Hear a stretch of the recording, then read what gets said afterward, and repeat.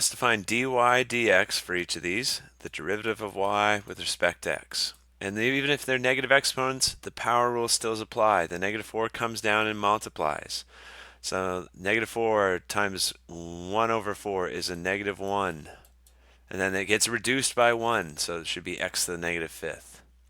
The negative 3 comes down and multiplies, so that changes this term to a positive x to the negative fourth. Negative 3 times negative 1/3 is positive 1. Then same thing here, this changes to a negative sign. It's going to be x to the negative third. That's plus x to the negative second. But the derivative of plus 3, how fast is the constant 3 changing? It's not changing at all. So the rate of change is 0 there. The derivative is 0. So there's our derivative of this one. And for this problem over here, it helps to think of square roots as 1/2 powers, and then your power rule can apply. Same thing, 1/2 power.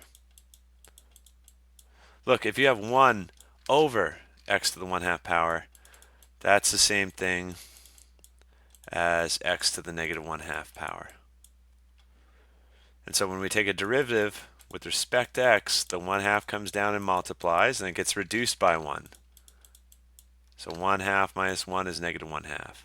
The 1/2 comes down and multiplies, and then it gets reduced by 1. So negative 1/2 minus 1 is negative 3/2. And then we usually don't like our answers to have negative exponents. So we're done with the calculus part. We're just rearranging algebraically. Look, the negative 3/2 part, the way we can resolve that is we can say it's x to the 1/2 over 2x to the second. Because 1/2, that's a power, by the way. This is x to the power of 1/2. 1/2 minus 2 makes negative 3/2, right? And now I have positive exponents. Or you could bring it back in terms of square roots.